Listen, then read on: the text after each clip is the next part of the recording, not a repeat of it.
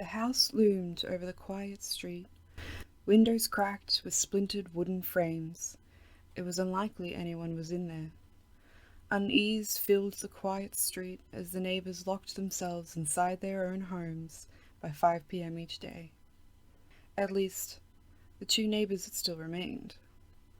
One was an old couple who lived there since the birth of the street, and the other was a divorced middle-aged man. He'd won the house in the divorce, but his partner won the kids, the dog, and all of the furniture. He slept on an old mattress he bought off one of the other neighbors when they were moving. The whole town knew of him. Louisa had personally been to the house before to break up a domestic. It was only a few months later the divorce went through. Silence filled the street as Louisa stood on the curb in front of the old house. Her watch read 5:06. The call had come about a half hour earlier. Louisa assumed it was just another prank call, albeit an elaborate one, but something wasn't quite right. It was the teenagers from a few streets over that usually called this time of year, trying to get an officer over here so they could vandalize something nearby. Usually the squad car while the officer was inside or otherwise occupied.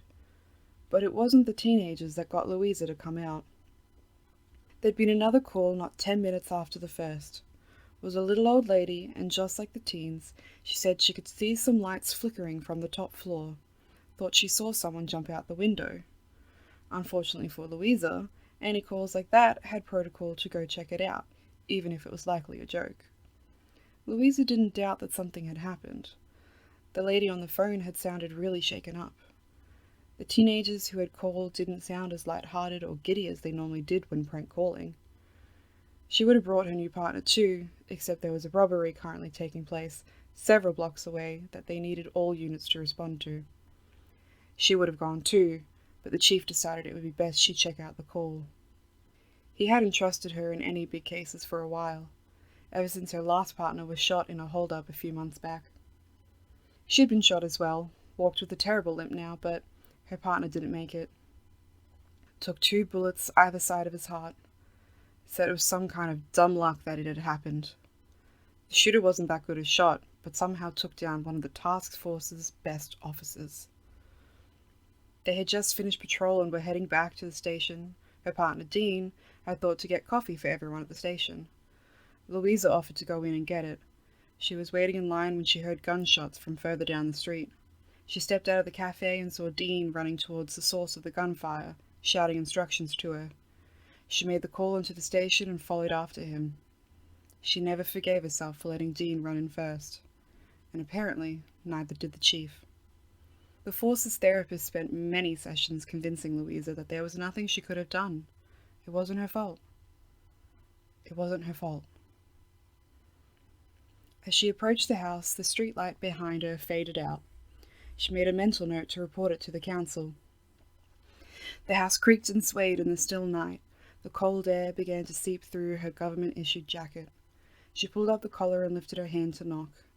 She thought she could hear the faint sound of Happy Birthday being sung. She glanced around the quiet, empty street. She shrugged it off and rapped on the door twice. No lights appeared to be on inside. A few of the windows were boarded up, but she could see the outline of the tattered curtains. A cat mewed somewhere in the distance. A loud crash sounded, followed by a scurry of feet and hisses. She made another note to call animal services. The steps down to the side of the house were old and weathered. The wood had almost rotted away completely. Her steps were cautious as she made her way down, lighting the way with her pocket torch. It was one you could get from any camping or convenience store. Hers was blue, her and her partner Dean's favourite colour. She'd had one stashed in her car ever since she lost her police-issued one in a stakeout. Dean had loaned her his, but he had taken it with him in their last case together. It had been lost amidst the chaos and then taken as evidence. Chief refused to issue her a new one, muttering something about not being trustworthy or reliable. It wasn't the last time Chief refused her or something, having delayed her return to active duty as much as he could. He'd have her transferred or dismissed if he could. Louisa knew it. Her mother often argued with her over why she wouldn't transfer to another town, but she couldn't. She had to stay. It wasn't her fault. She had to stay. There was mud all along the footpath beside the house. The light of her torch reflected against the watery surface of the back deck. Most of the backyard appeared to be wet, as though it had rained for several days. It hadn't rained in months. There were citywide drought restrictions prohibiting the use of sprinklers or hoses. Houses this old didn't have sprinklers. In fact, Louisa hadn't noticed any hoses either. The plants and grass appeared unusually healthy. The back door into the house had been caved in, axed to pieces actually. Her hand automatically reached for her radio. She couldn't call for backup. If it was just a practical joke and she'd called backup, Chief would have her working desk duty until he retired. She removed her gun from its holster and held her torch over it. She walked as cautiously as she did down the steps earlier, gently pushing the remains of the back door aside. A champagne cork rolled towards her feet. A strong smell of mold and urine clung to the air. Louisa covered her mouth and nose with the sleeve of her jacket. The smell burned her nostrils. Breathing through her mouth wasn't an option either.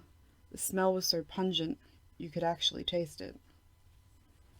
The inside was as dark and decrepit as the exterior, decaying walls and termite-ridden floors. The stairs to the top level were barely intact, just enough for one person to walk up them. Not a grown man, though, but a teenager, or a small woman. Louisa was barely 5 foot. She called out into the open space. Her echo was met with silence. She braced the foot of her good leg against the first step, testing its strength. It seemed to hold her weight. As she moved to take her next step, she noticed something sparkly out of the corner of her eye. It was a high heel, covered in glitter, not unlike a pair Louisa had bought a week earlier. The sound of a champagne bottle popping made her jump. She tightened her grip on her gun and looked back towards the shoe. It was gone. Her skin prickled as she made her way upstairs, ever so slowly. The stairs groaned in protest. As she neared the top of the stairs, she noticed a light on towards the end of the hallway. She called out again, emphasizing her status as a police officer. The light flickered in response. Loud dance music and screams came from down the hill. The festivities had begun. Teenagers would be filling the streets, playing their awful music that reverberated in the houses blocks away. She heard laughter coming from the end of the hallway. She lowered her gun and called out again. "This is Officer Carson. Please vacate this building and resume your festivities at home." The laughter grew louder.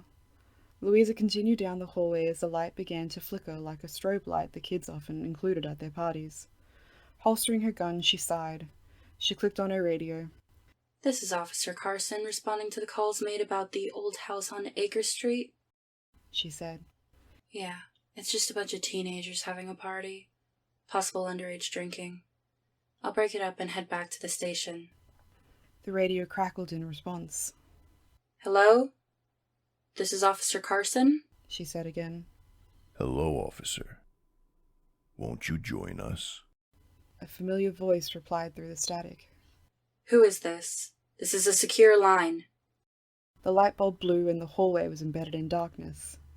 Silence filled the air once more. Sweat began to trickle down Louisa's neck. She huffed as she pulled out her gun again, moving to the room at the end of the hallway.